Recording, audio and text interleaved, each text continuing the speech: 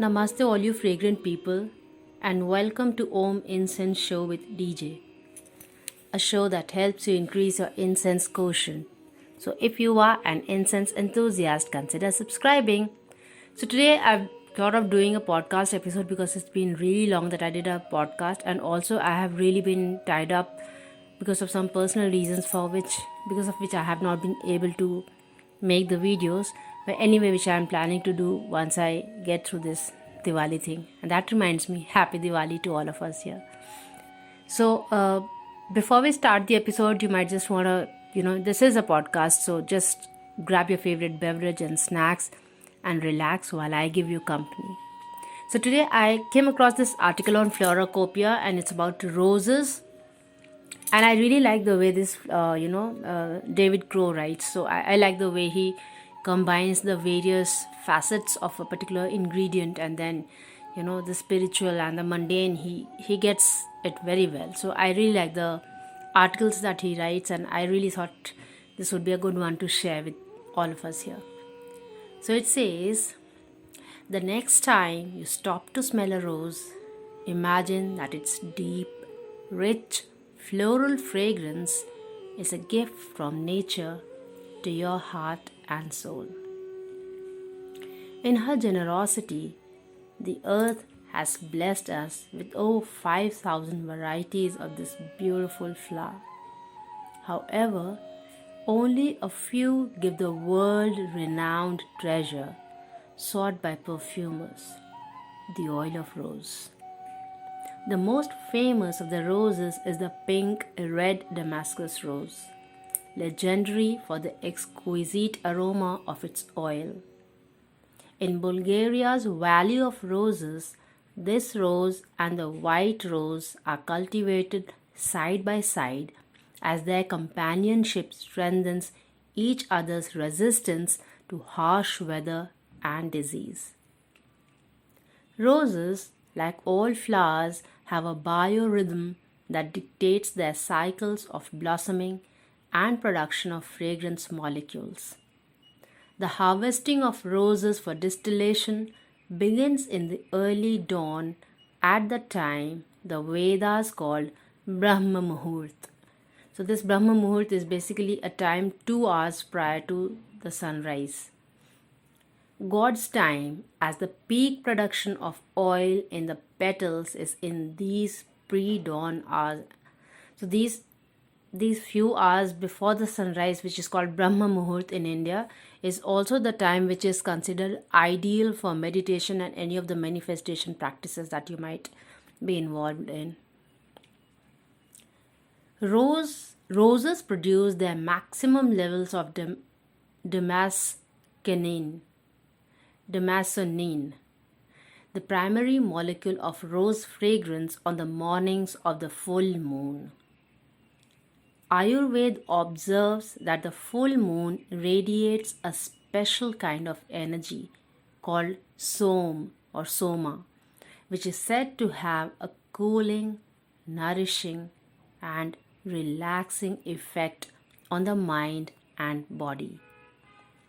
It is fascinating to consider the biological connections between the cooling influence of the moon's rays, the biorhythmic production of damascenene molecules in roses according to the moon, and the effects of rose oil, which, like soma, are cooling and relaxing to the mind and body. This then is the one way to think of the feminine oil of roses. It's the moonlight absorbed by the flowers, the dew on their petals at dawn, and the flavors of the soils in which they grow.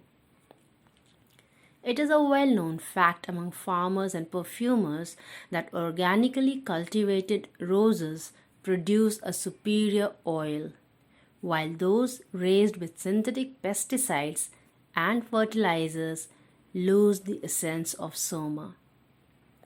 A pure rose oil from healthy soma-rich roses is an elixir for ojas, the nutritional essence that supports the immune system. Rose oil is tridoshic, meaning that any body type can use it without concern for causing physiological imbalance.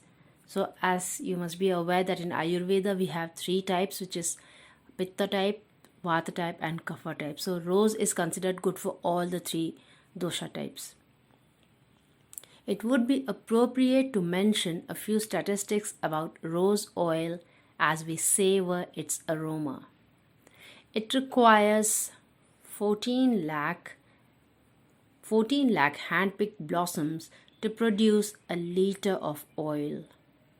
A single ounce of the oil contains the essence of 40,000 blossoms, and 67 blossoms give only one drop.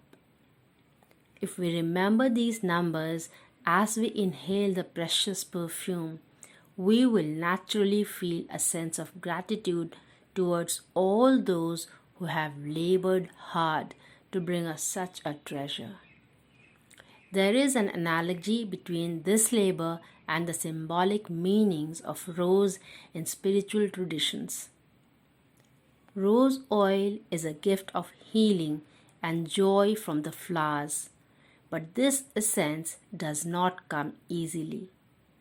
Likewise, roses symbolize the open heart filled with love and sattvic consciousness, which, like a gradual alchemical distillation process, must be cultivated with yogic diligence, sincerity, and mindfulness. Roses are also a paradoxical symbol for the apparent duality of worldly and spiritual realms. They represent the essence of purity, innocence, and sattvic qualities. Yet, their oil is also one of the most famous ingredients in alluring and sensual perfumes. Like the symbolism of lotuses, which are said to open their radiant petals above the mud of worldly concerns, roses offer their enticing beauty, but warn us of the dangers of samsara with their thorns. So, samsara is the world. There are many ways for yogis and yoginis to use rose oil to enhance their practice, all of them enjoyable. A drop applied to the heart, throat, or third eye centers deepens any meditation, especially those contemplations that develop love and compassion. Rose has renowned powers as a sexual rejuvenator and romantic aphrodisiac. It's the perfect anointing oil for yourself and your beloved before tantric lovemaking, helping to transform the impulses of sexual gratification into deeper levels of emotional intimacy. I don't know if this tantric sex is something which has really gained a lot of bad name, or probably whenever we say tantra, people really do associate it with tantric lovemaking, but it's not like that. Tantric lovemaking it's a different thing. It's not what we consider, what we know as lovemaking. It's not that. An application of rose oil as a simple perfume is an antidote to the rajasic aggravation that disturbs the mind when we follow the news too closely. A few drops of oil or a sprinkling of fresh petals on the bath restores equanimity and joy lost in the course of a typical modern workday. Wearing this exquisite oil is not only a treat to yourself, everyone you come in contact with will be affected positively by the aura of this sublime flower. Remember this the next time you stop to smell a rose. So that was the article. I just thought I liked it so much and I wanted to share this with all of you here. So I read this, and we already know so much about rose, but I really wanted to get the spiritual perspective out there, so I read this out to you. So I hope you enjoyed this episode and you learned something from it. If you think somebody else can learn something from it, to share it with them. If If you liked it, give it a like. This is Dolly Jha here, and I thank you so much for watching this podcast, or actually listening to this podcast. Till we meet again next, take very good care of yourself. Namaste.